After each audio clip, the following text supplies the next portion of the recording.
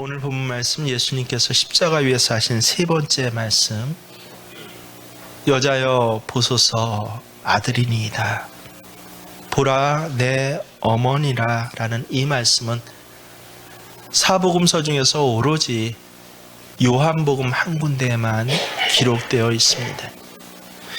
왜 요한복음서에만 이 세 번째 말씀이 기록되어 있습니까?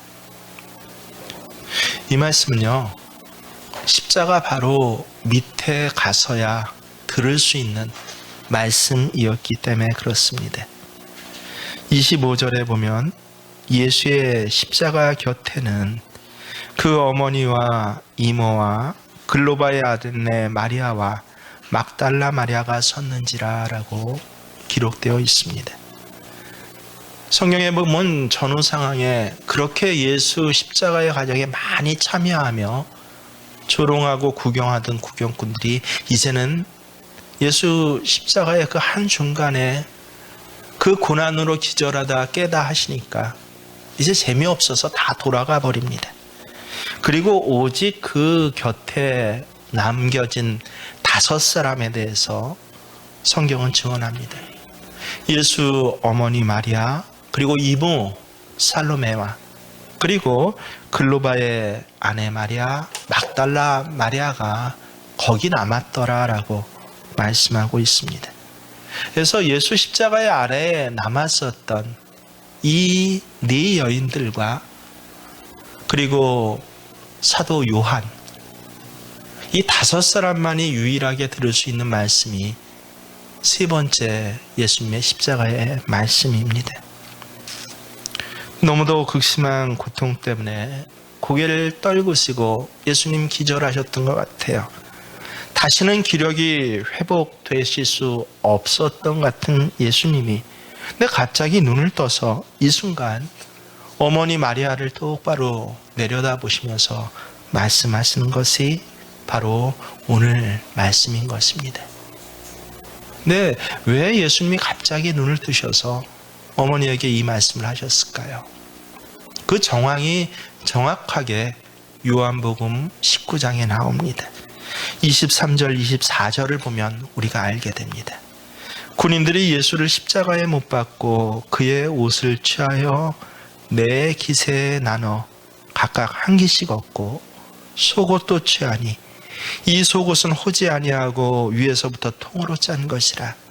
군인들이 서로 말하되 이것을 찢지 말고 누가 얻나 제비 뽑자 하니, 이는 성경에 그들이 내 옷을 나누고 내 옷을 제비 뽑나이다 한 것을 응하게 하려 하심이라. 군인들은 이런 일을 하고 합니다.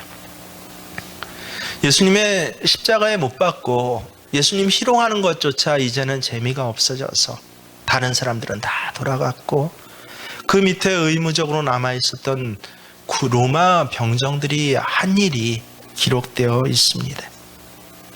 유대인들은 대개 5겹으로 옷을 입었습니다. 그래서 23절에 네 겹 깃을 한 기씩 나눴다 하는 것은 옷을 찢어서 나눴다는 것이 아니에요. 5겹으로 된 옷을 한 조각씩 그렇게 4개를 나눠 가졌다라는 것입니다. 그리고 하나 남은 한 겹의 옷이 있었는데 그게 바로 속옷이라는 것이에요. 근데 이 속옷은 솔기가 없었다, 통으로 짰다는 건 그냥 하나로 된 속옷이었다라는 것입니다. 군인들은 4명이었습니다.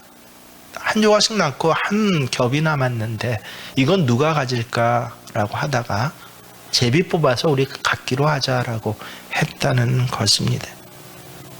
근데 여러분, 유대인들에게 속옷은요, 요즘같이 어디 메리아스 가게에 가서 살 수 있는 것이 아닙니다. 겉옷은 그래도 이 파는 상점이 있어요. 하지만 속옷은 다 집에서 아내가 혹은 어머니가 만들어주는 옷입니다. 전설에 의하면 예수님 십자가에 달리실 때 입으셨던 속옷은 3년 전 예수님이 하나님 나라 활동을 하느라고 집을 나오실 때, 그때 어미 마리아가 눈물을 흘리면서 만들어줬던 그 속옷이었다라고 전해지고 있습니다. 그들이 내 옷을 나누고 제비 뽑나이다. 물론 시편에 기록된 예수님 십자가 위에 달릴 때 일어나실 일에 대한 예언이 이루어지는 자리였습니다. 하지만 여러분, 그 어미의 입장에서 한번 생각해 보십시오. 그 옷은 자기가 짜준 옷인데 아마 몇 날 밤을 새워가며 복음을 증거하며 집을 떠나야 할 이 아들을 생각하면서 그렇게 짜준 옷인데 그 옷을 눈앞에서 뭐하고 있습니까? 아들을 십자가에 다른 것도 모자라서 바로 그 옷을 갖고 로마 병정들이 제비 뽑혀 재미 삼아서 그렇게 놀이를 하고 있는 그 광경을 보는 어미의 모습을 한번 생각해 보십시오. 어미의 그 처절한 마음을 예수님께서 아신 것입니다. 이 예수님이 어미 마리아에게는 어떤 아들입니까? 처녀의 몸으로 천사의 수태고지를 통해서 낳은 아들, 그 이름까지도 예수라 부르라고 천사가 직접 알려주셨던 그 음성이 아직 귀에 생생합니다. 그때의 감격과 기쁨은 참으로 가슴 벅찬 것이긴 했지만 생각해 보십시오. 처녀의 몸으로 임신을 했습니다.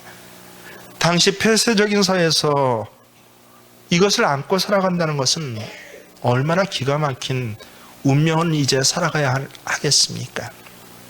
어린 핏덩이를 여관에 머물 곳도 없어서 말 먹이통에 이 아이를 누워놓고 해산했던 아픈 기억이 아마 그 어미 마리아에겐 스쳐갔을 것입니다.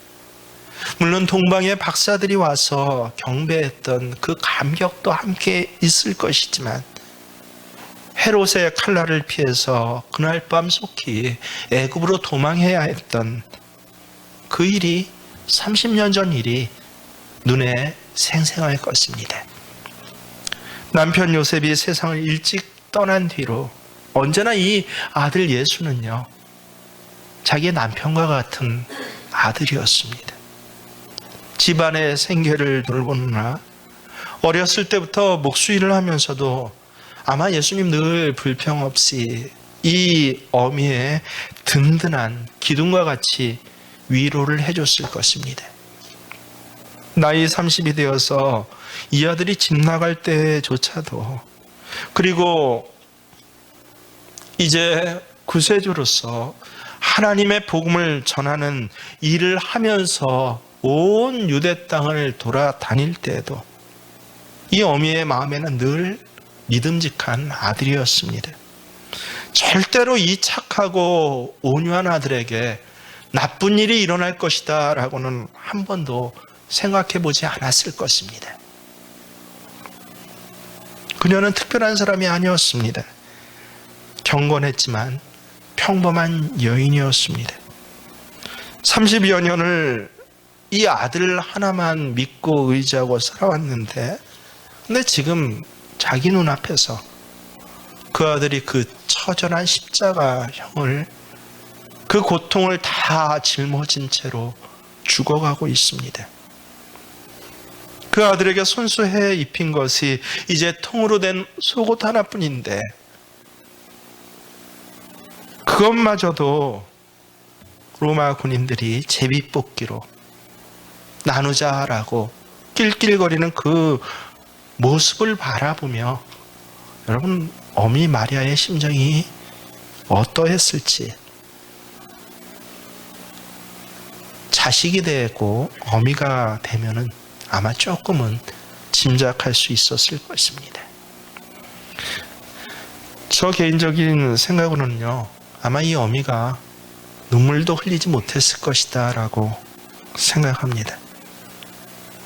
예수님은 겟세마네 동산에서 십자가를 생각하며 땀방울이 흘러내려 핏방울처럼 되었다라고 기도하셨는데, 아마 이 순간 마리아의 눈에는 그 눈물이 피눈물이 되어서 흘러내리지도 못하고 맺혀 있지 않았을까라고 이 본문을 묵상할 때마다 그렇게 생각합니다.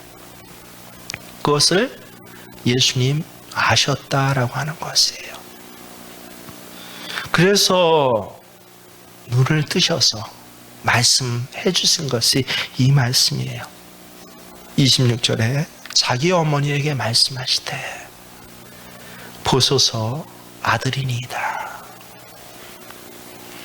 여러분, 우리가 성경을 묵상할 때 정말 내게 주신 말씀으로 묵상하면요, 이 예수님의 세 번째 말씀이 그저 한 줄 국어책 읽는 것과 같이 넘어갈 수 없습니다.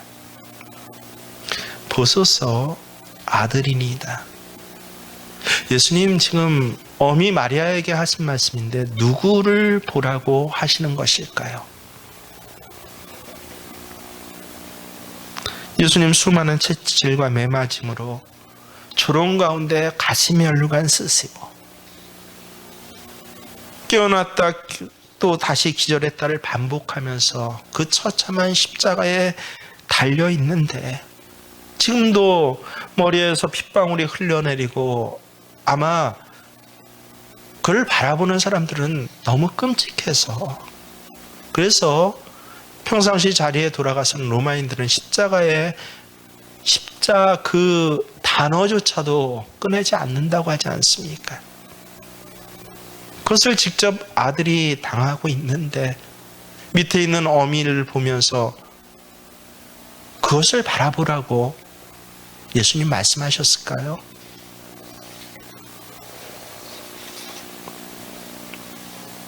이 어미의 가슴이 어떤지 제일 잘 아시는 분이 저는 예수님이었다라고 생각합니다.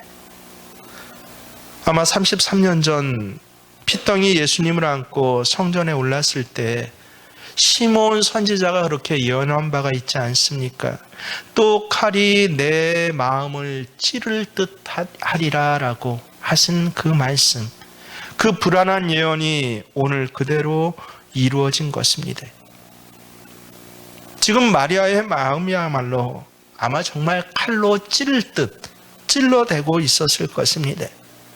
로마 군인들이 나누는 그 옷은 아들의 옷이 아니라 어머니 마리아의 심장이었을 것입니다.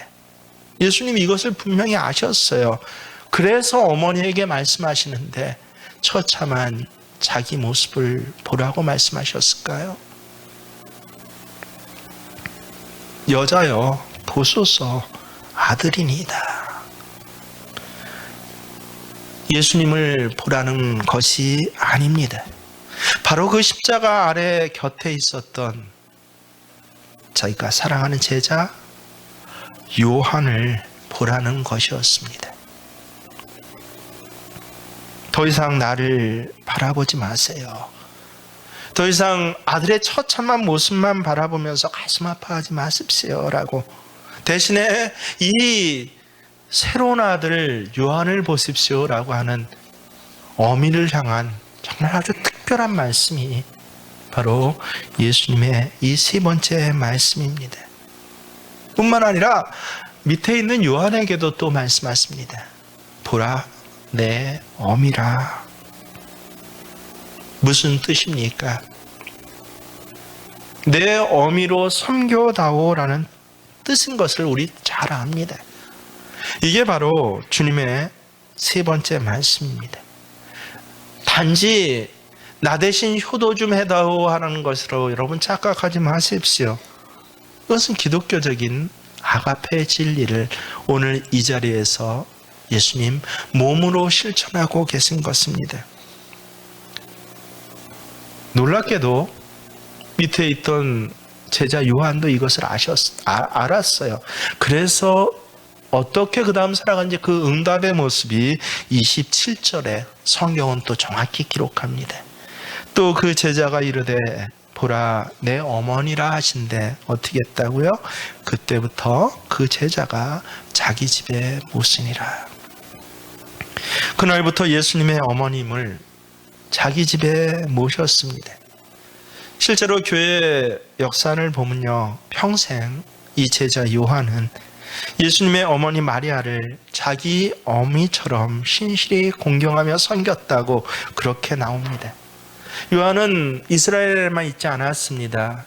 조금 후에 이제 주거지를 완전히 옮겨서 저 로마 권역 에베소로 옮겨가서 거기 평생을 목회하며 살게 되는데, 그 에베소에 옮겨갈 때도 예수 어머니 마리아를 함께 봉양해서, 그래서 성지순례 가시는 분들은 마리아가 제자 요한과 살았던 집이 아직 거기에 남아있다라고 그렇게 이야기를 합니다. 자기 어머니도 아닌데, 내 어미도 아닌데 예수님의 어머니를 내 어미처럼 평생을 섬겼다라는 것은 그저 의리를 이야기하는 것이 아닙니다. 혈연관계에 있는 사람들끼리 효도하고 또 마치 자기의 못다한 것을 부탁하던 그러한 것을 이야기하는 것이 아닙니다. 이것은 영의 가족을, 생명의 가족을 예수 십자가를 통해서 새롭게 창조하시는 그 예수님의 또 다른 사랑을 우리에게 보여주시는 것입니다. 제자 요한은 실제로 이 사랑의 실천으로 새로운 영의 가족을 창조하는 그 첫 번째 본을 보였고, 이후로 그리스도인들은요, 혈연 관계뿐만 아니라 이런 생명의 공동체를 새로운 가족의 공동체로 세워가며 형제요 자매로 서로를 호칭하게 됩니다. 나중에 로마 사람들이 대대적인 박해를 했던 그 첫 번째 거짓말 주장이 무엇입니까? 그리스도인들은 서로 아주 성적으로 너무 문란해서 다 형제 자매라는 것이에요. 로마인들이 그렇게 오해했을 정도로 호칭만 형제님, 자매님으로 부른 것이 아니라 그들의 삶 전체가 정말 가족으로서 살아가게 되는 그 첫 번째 근거가 바로 오늘 세 번째 말씀에 있는 것입니다. 오늘 우리가 주목해야 할 것이 무엇입니까? 어떻게 그 처음 생명가족을 사도 요한은요, 그렇게 창조하며 예수님 하신 말씀 그대로 살아갈 수 있었을까요? 그 첫 본을 보일 수 있었을까요? 그 삶의 비밀은 도대체 무엇이었을까요? 첫째로 제자 요한은 주님의 사랑을 먼저 받았기 때문에 가능했습니다. 사랑을 받은 자만이 사랑을 나눌 수 있습니다. 사랑을 경험한 자만이 그 사랑을 실천할 수 있습니다. 그래서 제가 남자 청년들에게 결혼 예배학교나 혹 얘기하면서 어떤 아내감을 그려야 할까요? 당연히 믿음 좋고 또 예수 중생을 체험한 사람, 이게 아내가 되어야 되는데 그건 가장 기본이고, 그 후에 가장 중요한 것이 무엇일까요? 라고 했을 때 그 가정에 꼭 한번 가봐라 라고 얘기를 합니다. 어미 아비로부터 사랑을 많이 받은 딸이요, 그 사랑 많이 받은 딸이면 너는 아무것도 보지 말고 그를 선택해라 라고 이야기를 합니다. 왜냐하면 사랑 많이 받은 사람이 자기의 남편을, 더 중요한 것은 자기 태의 자녀들을 그렇게 사랑할 수 있기 때문에 그렇습니다. 의심 없는 사랑을 받은 사람만이 의심 없는 사랑을 할 수 있습니다. 계산 없는 사랑을 받은 사람만이 계산 없는 사랑을 전할 수가 있습니다. 제자 요한은 예수님의 사랑을 많이 받은 사람이었습니다. 그래서 그 별명이 무엇입니까? 우리 흔히 요한의 별명을 잘 알고 있어요. 낙타무릎이라고 합니다. 기도를 너무 많이 해서 에베소에 100세가 넘도록 목회하면서 요한은 기도를 너무 많이 해서 그래서 무릎이 아예 굳었다고 합니다. 낙타 무릎처럼 굳어서, 그래서 밖에서 요한을 바라볼 때 에베소에 있는 사람들은 자, 저희 낙타 무릎한 노인을 봐라라고. 그래서 아예 그의 별명이 낙타 무릎이었다고 합니다. 하지만 교회 내에서는 요한을 낙타 무릎으로 부르지 않았습니다. 뭐라고 불렀는지 여러분 아십니까? 사랑의 사도라고 불렀습니다. 사랑이 많은 사도, 사랑만을 전파하는 사도라고 해서 붙여진 이름입니다. 하지만 그가 처음부터 사랑 많은 사람이 아니었어요. 공간복음서에 보면요, 이런 일화를 우리가 잘 압니다. 사마리아 땅을 예수님과 함께 지날 때였어요. 그 동네 사람들이 예수 일행을 박대하고 천대합니다. 다른 12제자 가만히 있는데 그 중에 유독 요한과 야고보가 버럭 화를 냅니다. 그러면서 예수님에게 뭐라고 했습니까? 예수님의 능력으로 하늘에서 불을 내려서 벼락을 내려서 저 마을 사람들 다 불태워 죽여버리십시오라고. 요한의 성격이 원래는 어떤지 여러분 아시겠죠? 아주 격정적이고 잔인한 성품의 사람이었습니다. 자기를 좀 박대한 동네 사람들을 모두 불살라 죽여버리자라고 마음 먹고 그걸 실제 예수님에게, 그것도 그런 능력이 있는 예수님에게 제안할 정도의 사람이었습니다. 끔찍하죠, 사실은요. 이런 사람이 여러분 옆에 있으면 정말 얼마나 끔찍할까요? 옆에 있는 사람들을 끔찍하게 여기게 하는 그런 불편한 사람이 제자 요한이었습니다. 그런데 그 요한이 서서히 진정한 의미에서 사랑의 사람으로 변화되어 갑니다. 요한 복음에 보면요, 아름다운 표현이 계속 등장하는데 주님이 사랑하시는 그 제자가 라는 표현입니다. 오늘 본문에도요, 뭐라고 합니까? 예수께서 자기의 어머니와 사랑하시는 제자가, 사랑하시는 제자, 바로 요한 자신을 가르칩니다. 하나님께서 자기를 통해서 이 복음을 쓰게 하고 전하게 하는데 자신을 이야기를 할 때는요, 항상 예수님이 사랑하시는 제자가 라고 그렇게 이야기를 했다는 것이에요. 무슨 뜻입니까? 예수님 제자 가운데 나 사랑 많이 받은 사람입니다 라고 하는 것을 스스로 기록한 것이 주님이 사랑하시는 그 제자가 라고 기록한 것입니다. 요한은 주님의 사랑을 많이 받은 사람이었습니다. 그래서 이 표현을 계속적으로 사용합니다. 그는 주님의 사랑을 받으면서 또한 놀랍게도 사랑하는 사람으로 변화되어 갔던 것입니다. 요한복음 13장 23절에 보면 굉장히 흥미있는 말씀이 기록되어 있습니다. 예수의 제자 중 하나, 곧 그가 사랑하시는 자가 예수의 품에 의지하여 누웠는지라. 여러분, 요한은 예수님보다 몇 살, 한 5살 정도 아래였다라고 그렇게 전해집니다. 하지만 예수님도 30살밖에 안 되는 젊은이였기 때문에 이 젊은 사내 품에 어떤 젊은이가 누워서 의지한다는 것은 좀 우리 생각에는 이상하게 보입니다.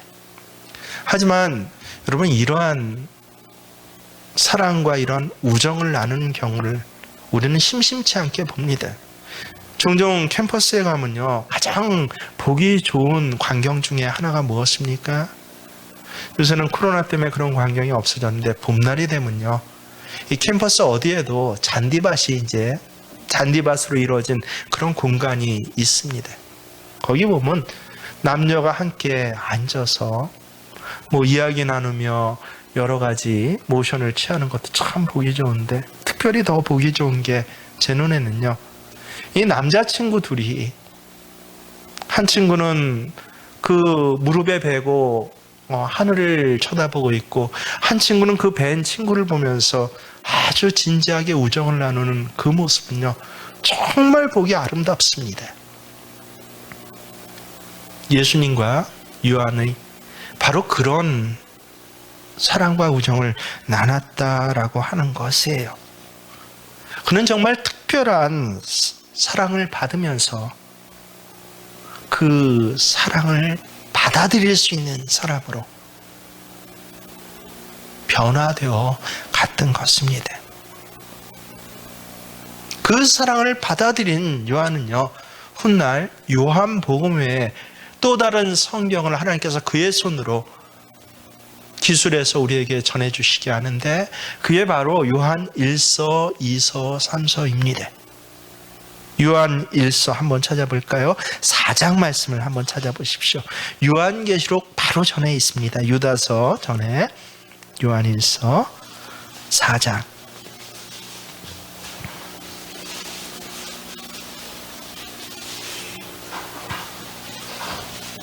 10절의 말씀 함께 있습니다.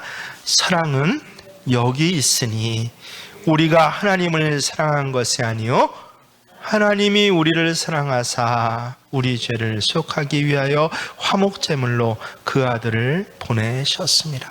사랑은 여기 있으니, 누구보다도 사랑에 대해서 많이 증언한 사도로 예수님과 함께 옆에 있으면서 얼마나 경험한 일이 많았겠습니까?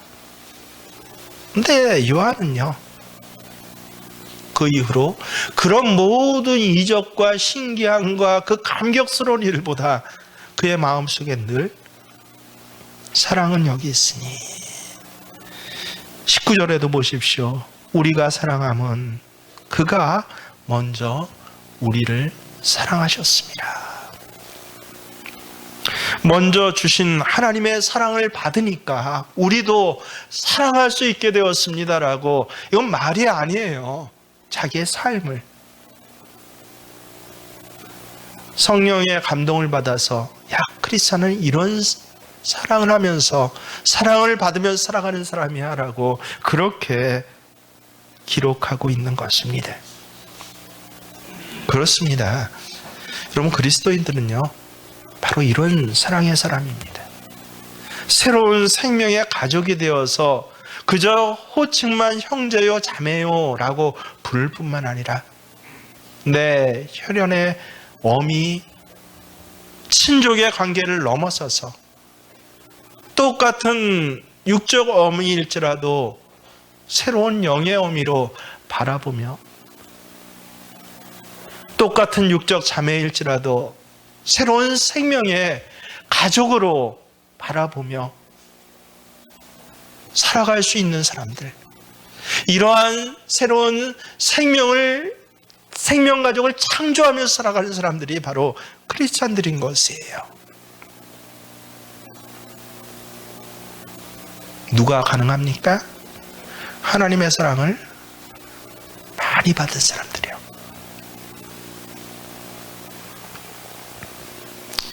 사랑을 받으십시오. 사랑받지 못한 외로움이 있습니까? 사랑받으실 수 있는 곳으로 오십시오. 어디입니까? 십자가 앞입니다. 세상 어디 다른 데 가서 이 사랑을 찾지 마십시오. 왜냐하면 세상에는 주고받는 사랑이 있고 계산하는 사랑이 있지만 결국 이 사랑이 없어요. 심지어는 여러분, 부모 자식 간에도 이 영의 사랑은 없을 수가 있습니다. 영의 사랑을 할 줄 모르는 부모 밑에 자식은 그래서 그건 재난이에요. 저주입니다. 적어도 내가 자식을 낳기 전에는 그래서 이 영의 사랑을 받고 이 영의 사랑을 하게 해주세요라는 기도를 부모가 적어도 먼저 할 수 있어야 합니다. 그 사랑을 받을 수 있어야 합니다. 혹 못 받으셨으면 괜찮아요. 지금도 십자가 밑에서 그 사랑을 이 십자가 밑에 있는 자에게 예수님 내려주십니다. 십자가 밑에서 그 사랑을 경험하시는 여러분 되시길 바랍니다. 둘째로요, 요한은 주님의 특별한 사랑을 받는, 그리고 이 사랑에 응답할 수 있는 제자가 된 것은요, 왜 그런 줄 아십니까? 요한도 주님을 사랑했다라고 합니다. 생각해 보십시오. 예수님 12제자 중에 정말 요한만 이 사랑을 받았을까요? 흔히 철안 들었을 때 뭐라고 해요? 제가 그랬어요. 지금도 기억납니다. 뭐 어느 한때 그런 게 아니라 철들기까지 쭉 그랬습니다.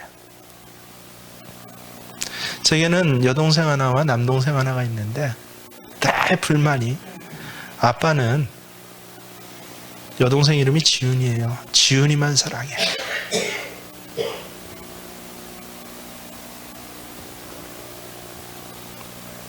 커서 자식 나고 보니까 정말 철없는 소리였더라고요. 부족한 저도 그게 철없는 소리라는 걸 아는데 예수님이 요한은 사랑하고 가룟 유다는 미워했을까요? 분명 아닐 것입니다. 우리 예수님 그런 분이 아니세요. 근데 왜 같은 사랑을 받은 요한은요, 사랑의 사도가 되었고, 가룟 유다는 같은 사랑을 받고도 오히려 예수님을 배반하고 자기 의에 이끌려서 나가고 목매달아 죽어버렸습니까? 그 이유는 단 하나예요. 그가 예수님을 사랑하고자 하지 않은 것입니다.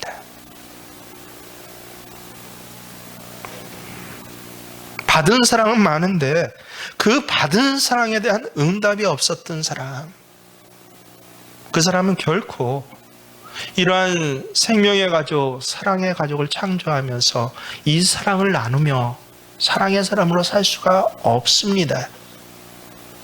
사랑받은 자의 직무가 있다면 사랑을 반환하는 일입니다. 그는 사랑의 빚진 자이기 때문에 그렇습니다. 여기 요한도 사랑의 빚을 갚기 위해서 주님의 사랑을 행하는 자가 되었습니다. 주님을 따르는데 어떻게 따랐습니까? 오늘 본문 26절을 정독해 보십시오. 매우 인상 깊은 표현, 특별한 전치사가 하나 나오는데 그게 뭐예요? 예수께서 그 모친과 사랑하시는 제자가 곁에 섰는 것을 보시고, 바로 곁에라는 전치사입니다. 십자가 밑에 장면이에요. 십자가에 매달려 고통받고 피 흘리고 계신 주님 곁에 가까이 서 있었던 유일한 제자, 12제자 가운데 유일한 제자였던 이 요한만이 주님 곁에 있었습니다. 마태복음에 보면 예수님께서 체포당하신 순간 제자들이 다 도망갔다라고 그렇게 쓰여져 있습니다. 더욱이 베드로에 대해서는, 수석제자 베드로에 대해서는 어떻게 했습니까? 그가 저주까지 하면서 예수를 부인했다라고 그렇게 아주 생생하게 기록되어 있습니다. 베드로뿐만 아니라 가룟 유다뿐만 아니라 요한도 다 도망갔어요. 처음에는요. 본능적으로 아마 자기 목숨을 지키기 위해서 예수님이 당하시는 순간 도망갔더라. 심지어 요한복음에 뭐라고 나옵니까? 잠자다가 옷도 못 입고 이불을 뒤집어 쓴 채 아주 놀라서 후다닥 도망갔더라라고 비겁한 겁쟁이의 모습으로 자기 자신을 그렇게 그려놓고 있습니다. 근데 그가 지금 어디에 있어요? 십자가 밑에 있습니다. 아니 도망가는데 어떻게 십자가 밑에 있을까요? 다시 돌아온 것입니다. 그리고 피 흘리는 쉬고 계신 주님의 십자가 곁에 함께 있었던 것입니다. 그리고 곰곰이 여러분 보십시오. 성경 그 이름 하나하나를 기록하고 있어요. 사람이 작아서일 거예요. 아니요. 그 자리에 있을 수 있던 사람은 단 하나, 주님을 끝까지 사랑할 수 있는 사람만이 그 자리에 있었던 것입니다. 예수님의 십자가 곁에 모친 마리아와 요한과 야고보의 어머니인 이모예요. 예수님의 혈연의 이모 살로메가 그 자리에 있었습니다. 혈연 가족이에요.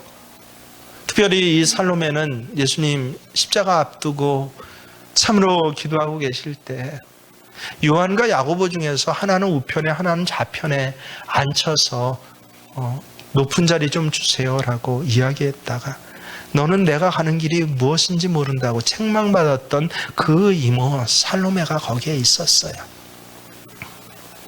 근데 혈연 관계만 있었습니까? 혈연 관계 아닌 다른 여인들도 있었습니다. 성경은 글로바의 아내 마리아가 거기 있었다라고 합니다. 그리고 많은 죄를 범했지만 예수님에게 넘치는 사랑과 특별한 용서를 받았던 막달라 마리아도 거기에 있었습니다. 참으로 그 자리에는 예수님을 사랑하는 사람만이 있을 수 있었습니다. 사랑받은 사람은 너무도 많아요. 여러분 공생의 3년 동안 예수님의 사랑받은 사람이 얼마나 많을까요? 놀랍게도 근데 십자가 밑에는요, 예수님을 사랑하는 사람만 있을 수 있었습니다. 참된 사랑은요, 두려움을 이기게 합니다. 참된 사랑은 값을 지불하게 합니다. 그 십자가 밑에 있다가 예수 도당이라고 가장 먼저 끌려갈 것이 분명한데 아니요. 예수 사랑하는 그 사랑의 고백으로 눈에 띄는 그 자리에 그들은 있을 수 있었습니다. 참된 사랑은 뭐예요? 어떤 환경과 어떤 조건 가운데서도 그것을 보지 않고 주님 곁에 있겠다라고 하는 결단입니다. 이것이 기독교 사랑의 원천이 되는 것입니다. 사랑의 삶을 여러분 살길 원하십니까? 주님의 사랑을 받는 것 중요하죠. 근데 그것보다 더 중요한 것은 무엇입니까? 내가 주님을 사랑하는 것입니다. 가장 어려운 것이 저 같은 경우에 내가 주님을 사랑합니다. 내 자신보다 사랑합니다. 내 부모보다 사랑합니다. 쉽게 비교적 내 앞으로 인생보다 사랑합니다라고 고백할 수 있었습니다. 제일 어려운 게 여러분은 뭐였습니까?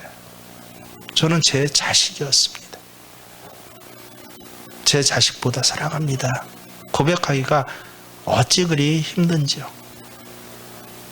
목회 30년 이상 하면서 그 고백을 하게 된 건 불과 10년 안쪽이 안 됩니다.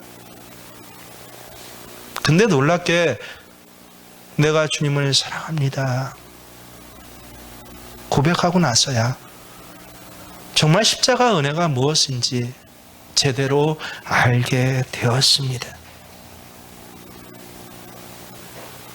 사랑받은 사람이 사랑할 뿐만 아니라 세상 사랑은요, 사랑받은 그 감정과 경험으로 사랑을 베풀 수 있지만 십자가 생명의 사랑은 내가 주님을 사랑합니다. 세상 모든 것보다요. 내 자식보다 사랑합니다라고 고백한 후에야 가능하구나라고 하는 것을 알게 되었습니다. 여러분은 어떠십니까? 셋째로 또 한 가지 비밀이 있는데, 그거는 내가 주님을 사랑합니다라고 고백하면요, 조금 후에는 뭐라고 반드시 이런 고백이 나오는데 뭔지 아십니까? 그래서 주님이 사랑하시는 자들을 내가 사랑합니다라는 고백입니다. 우리가 누군가를 참으로 사랑하고 아끼면요, 그 사람이 사랑하는 모든 것을 사랑하려고 하고 사랑할 수 있게 됩니다. 그래서 여러분, 제가 요한일서 4장 특별히 찾아보라는 계속 그 사랑에 대한 고백이요. 20절도 보면 뭐라고 합니까? 누구든지 하나님을 사랑하노라 하고 그 형제를 미워하면 이는 거짓말한 자니 보는 바 그 형제를 사랑하지 않은 자는 보지 못하는 바 하나님을 사랑할 수 없느니라. 세상의 교회 안에서 형제도 자매도 사랑하지 못하면서 무슨 보이지 않는 하나님을 사랑한다고 합니까? 거짓말이에요. 정말 그렇습니다. 그저 내 조건, 내 입맛에 맞고 내 기호에 맞으면 뭐 사랑한다고 하죠. 안 맞으면 어떻게 할 것입니까? 그때는 오히려 누구보다도 교활하게 미워하고 누구보다도 더 분을 내어서 하늘에서 벼락을 내어서 저 사람들 다 불살라 죽이십시오 하는 것들이 바로 우리들 아닙니까? 아, 그렇구나. 주님을 정말 사랑합니다라고 고백하는 사람은 주님이 사랑하는 이 사람들을 내가 사랑합니다 라고 고백합니다. 최근에 정말 그렇구나라고 하는 아주 특별한 경험을 했습니다. 저는 짐승을 싫어하지 않습니다. 사실 굉장히 좋아하고 어려서 집에서 또 개를 키웠고, 제가 특별히 어려서 상처받은 것은요, 그 집에서 키운 개를 집에서 잡아먹었기 때문에 그 다음엔 개고기 먹는 사람들을 사람으로도 안 봤습니다. 근데 어떤 분들은 저를 짐승 안 좋아한다라고 착각을 해요. 제 아내조차 착각을 합니다. 아니에요. 하지만 제가 정해놓고 싫어하는 건 집안에서 짐승 키우는 것은 이건 하나님 뜻 아닙니다라고 해서 의지적으로 싫어합니다. 심지어는 집안에 개 키우고 고양이 키우면 그 집엔 신방도 안 갑니다. 의지적으로 싫어한다는 건 짐승 자체가 싫기 때문에 이래서는 안 됩니다라고 하는 의미예요. 왜 개와 고양이를 키우나, 요새 패밀리 시대가 돼갖고 이런 얘기하면 무식한 목사라고 하지만 아니요, 성경적입니다. 이게 사람을 사랑할 수 없어서, 근데 사랑은 받고 주고 싶어서 대신 키우는 게 뭐예요? 잘못된 사랑이 저는 패밀리라고 생각해요. 그러지 마십시오. 의지적으로 싫어합니다. 왜냐하면 감정은 어때요? 안 싫어요. 그래서는 안 된다. 그래서 애들이 어려서부터 한두 번 그랬잖아요. 길 가는 고양이 데리고 와서, 실제 제 딸도 고양이 키워요. 아니, 개하고 고양이는 집에서 키우는 거 아니야. 안 돼. 그 애들에겐 지금도 상처로 남아있다는 소리를 들었어요. 안 돼. 근데 그렇게 확고했는데 이 딸이 서울에서 혼자 살아가더니 고양이를 어디서 분양을 받았대요. 그리고 명절날 집에 내려오는데 그 고양이를 데리고 내려오겠다고 합니다. 3일, 4일, 5일을 지내는데 아내가 그걸 알고 한 달 전부터 저한테 얘기를 해요. 이제 남편 잘 다스리는 법을 알게 된 거죠. 낮은 강도에서 하나가 온 데부터 시작해서 일주일 지냈는데, 그래 잘 됐다. 그걸 한 달 내내 강도를 높여가서, 근데 고양이도 온대라고 합니다. 그거 안 되는데. 근데 한 달 동안 그렇게 잘 남편을 다스려 가니까 익숙해지더라고요. 그런 지혜로운 아내들 되십시오. 그래서 의지적으로 싫어했던 것에 대해서, 고양이가 와서 뭐 난리가 아니죠. 뭐 배변 모래니 뭐니 하는데 냄새도 그렇고 지네는 냄새 안 난다는데 저한테는 나더라고요. 근데 어떻게 해요? 놀라운 걸 발견했는데 딸이 사랑하니까 나도 사랑하더라고요. 딸보다 가만히 봤더니 제가 더 얘 밥 못 먹어서 어떻게 하고 딸은 밥 먹이지 말라고 하는데 몰래 몰래 밥을 주고 몰래 몰래 놀아주고 하는 제 모습을 발견했는데 왜 그렇습니까? 딸이 사랑하니까. 이 고양이 안 될 거면 집에 못 내려올 정도로 고양이를 사랑하니까 나도 사랑하게 되더라고요. 여러분은 어떻습니까? 저 사람을 정말 싫은 사람이지만 예수님이 사랑하니까요. 적어도 미워하지 말자부터 시작해서 십자가 밑에 와서는요, 예수님이 사랑하시니까 나도 사랑할게요 고백하는 것, 이게 바로 십자가 밑에 온 사람들만 할 수 있는 사람입니다. 그래서 여러분의 가족을 사랑할 때 마음에 쌓인 상처 때문에, 제가 그랬어요. 아버지는 용서할 수 없어요. 어느 날 아버지가 영혼으로 보였어요. 아버지가 아니라 예수님이 사랑하는 영혼으로 보이니까 그 아버지 내가 사랑합니다라고 고백할 수 있는 이 고백이 저뿐이겠습니까?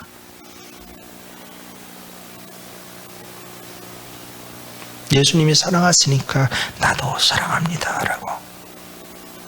그래서 주님의 사랑을 많이 받고 이 주님의 사랑에 나도 주님을 사랑합니다라고 응답하고, 예수님이 사랑하시니까 나도 사랑합니다 라고 고백하는 바로 이 사람들을 통하여서 교회 가족은요, 바로 교회 자체입니다.